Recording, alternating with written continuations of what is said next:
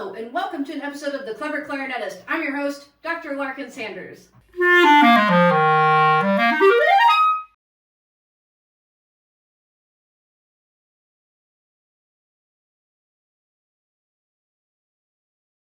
Today I have a fun review of something that's not a clarinet, or some things that aren't clarinets. You might have seen previously that I just did a review of the Kraftgeek portable music stand, but I decided it would be a great idea for me to do a full comparison of the three ultra portable and compact music stands that I keep around my office and in my car. So first I have the stand by Noisy Clan, which I bought when it was in its Kickstarter phase. I endorsed their campaign. It's so small, it's made of carbon fiber, it's super light, and it was clearly going to fit in whatever bag I wanted, so heck yes, I went and bought one. I also have the Miniput stand by Dolfinos, which is a Swedish company, and this is even more compact than the Noisy Clan stand. It's maybe a little bit heavier, but I think I like this one better, and I'll explain why in a bit. And of course I have the Kraftgeek stand, which is probably the biggest of all three of these ultra portable stands, but it's definitely got some pros and some advantages that the other stands don't have. So I'm going to go through these stands one at a time. I'm going to assemble them and talk about the things I like about them, the things I don't like about them, and kind of give you a full review at the end.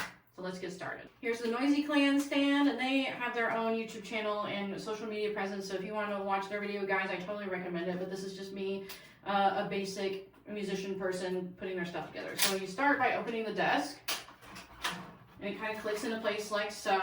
You can see they have a watch full video with instructions. It's all very cute. They also have these little hooky hooks that you can in theory secure your iPad or tablet with, but they're a little bit flimsy and they're a little bit far away from the base of the desk for me. And they also have these little hooks if you're using paper, but it's only helpful if you're using one sheet of paper. That's the other problem. This desk is so narrow that for paper sheet music users, I really don't recommend it. And I kind of don't recommend it for tablet users either. Sorry, we'll see how it goes when we get there. So this is the fun part. This is my favorite thing about the stand, is that you can send out all these legs, and they're held together or held out by tension, which is a little bit sketchy. So you just pull on them as hard as you can. In theory, you can use them on shorter levels too, but I think it's pretty sketchy. You have to make sure that you have pulled on exactly the right parts of tension and stuff. I'm also just my wingspan is just a little bit too small to pull on all these things all the way. And then you pop out the legs like so. Just set it on the ground. And it has this massive footprint for balance, which is all well and good in theory, unless you want people near you or you need to share the space with other music stand users. I've taken this to a couple chamber music gigs, and it complicates where my colleagues can sit and where my colleagues can be around me, which I don't like. This is also as tall as it gets. I'm not a super tall person. I'm 5'7", and I have to look down at this tablet. It's all good to have my face available to an audience, but this is too far down. This would affect my posture negatively, and does. Also, because of this stand's lightweight and its high center of gravity, if you're outside and it's windy, forget about it. Not good. You have to counterweight it. And you have this loop here, this wrist loop, I suppose, that has a clasp that you can unhook, and you can put you can hook your backpack to it, or something. Use sandbags at the feet. I don't know. In theory, to counterweight it. So I have used my clarinet case to counterweight it. I have used my tote bag to counterweight it. But it gets a little sketchy too, because again, these are out from your own tension. So if you don't have them all the way out, then it can start a chain reaction of unfortunate events. So that's the Noisy Clan stand. I was really enchanted by it when I first bought it. I still think it's pretty cool for the portability aspect. But I don't like the wide foot spread. I don't like the need for the counterweight. I don't like how low the desk is. And I guess I should put my iPad on it.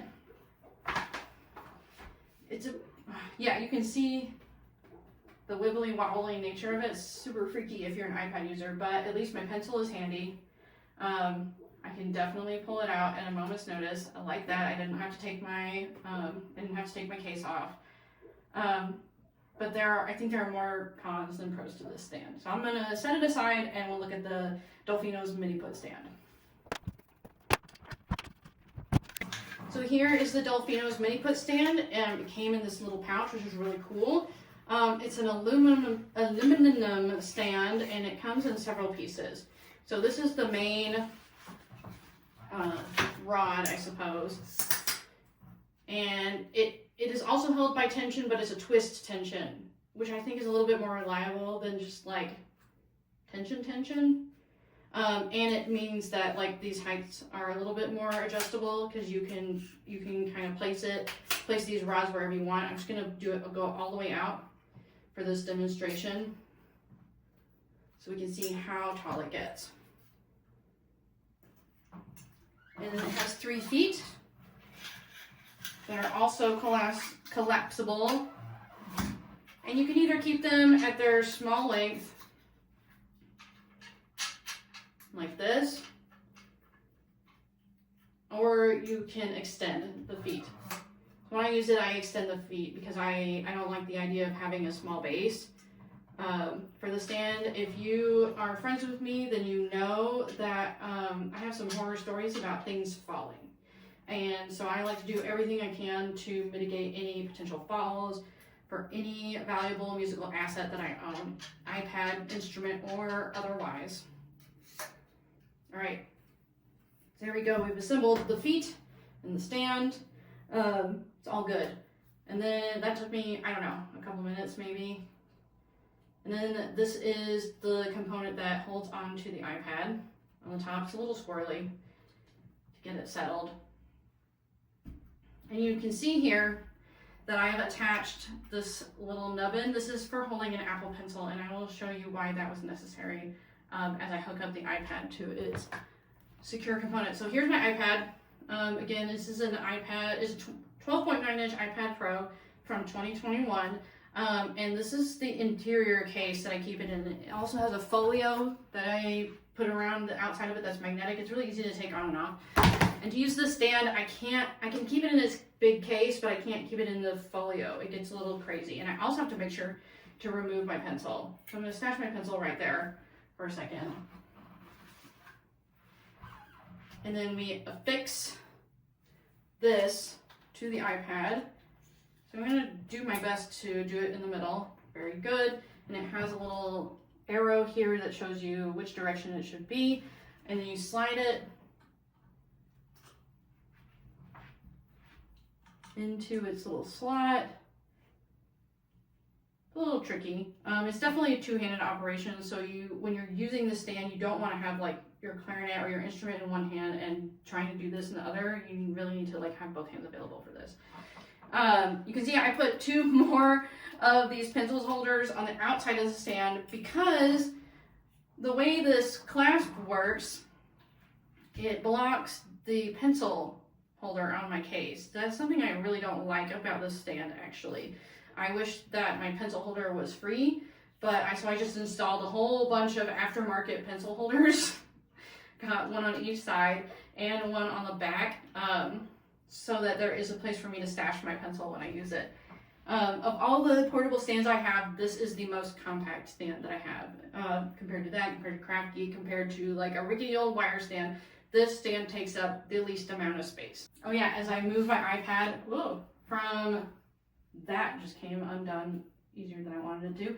If I take my iPad off of this bracket, it's really scary, so I recommend like taking the bracket off like so, and very gently. Yeah, you can see it's really easy to snap it off and like either shoot it somewhere or pinch your fingers. Like that's a little bit sketchy. So if you get one of these stands, just be careful with your fingies that you're not snapping things places and flinging things at people or breaking stuff. So that is probably the best pro of this case, is that it takes up the least amount of space. It is therefore the most portable of the stands.